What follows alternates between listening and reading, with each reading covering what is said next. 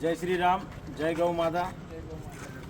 અત્યારે તમે જોઈ રહ્યા છો કે અહીંયા રેલવે સ્ટેશનનો જે બ્રિજ છે આપણે ત્યાં નીચે ગાયની જે ટ્રેનની અડફેટે ગાય માતા આવી ગયા છે અને એમના ચારે ચાર પગ અને પૂંછડું પણ કપાઈ ગયું છે।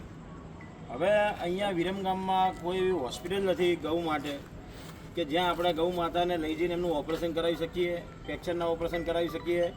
આવી જાઓ ભાઈ, એના ફ્રેક્ચર માટે ઓપરેશન કરાવી શકીએ કે એવી કોઈ ગૌશાળા નથી કે જેમાં આવી હાલતમાં ક્રિટિકલ કન્ડિશનમાં હોય તો એ ગૌ જીવને ત્યાં આપણે સાચવી શકીએ। તાત્કાલિકમાં કોઈ મદદ કરવા માટે અત્યારે અમે અહીંથી દીપકભાઈએ અને પરેશભાઈ બધા ભેગા થઈને અહીંથી છેક પાટણ ગૌશાળા છે એમને ફોન કર્યો। વિચાર કરો, 200 કિલોમીટર દૂરથી અહીંયા ગૌ માતાને લેવા માટે પાટણથી જે કંઈ આવે છે, પણ આટલા નજીકમાં કે વિરમગામમાં કોઈ હોસ્પિટલ કે કોઈ ગૌશાળા એવી નથી કે જેવી આવી રીબાતી પીળાતી માતાઓ રહી છે ગૌ માતા, એમને કોઈ રાખવાવાળું નથી અને આમની સારવાર પણ એ નથી થઈ શકતી।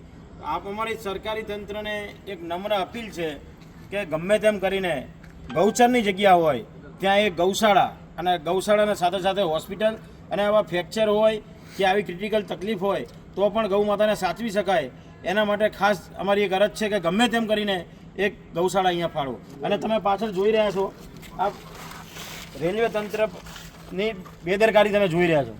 આ ખુલ્લું રાખવામાં આવ્યું છે। આ ગાયને થોડી સમજી શકવાની છે કે અહીંયા ભાઈ આડાશ છે કે આગળ ટ્રેન આવવાની છે। આ ખુલ્લો ભાગ હોવાથી ગૌ માતા અંદર જાય છે અને આ જે એક્સિડન્ટ છે એનો ભોગ બને છે। એટલે આવો ફરીવાર બનાવ ના બને એટલે રેલવે તંત્રને પણ અમારી નમ્ર અપીલ છે કે ગમે તેમ કરીને આ ગેટ બંધ કરાવો। વ્યક્તિઓ માટે ખુલ્લો રાખવો હોય તો એના માટે બંધ ખોલની વ્યવસ્થા રાખો, પણ આ ગમે તેમ કરીને તાત્કાલિક ધોરણે બંધ કરવામાં આવે। જય શ્રી રામ, જય ગૌ માતા।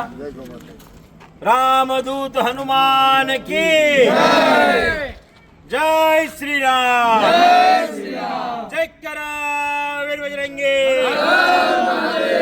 જય શ્રી રામ। આ રેલવેની બેદરકારી નહીં ભાઈ, અમારા અહીંયા શમશાન આવ્યું ને એટલે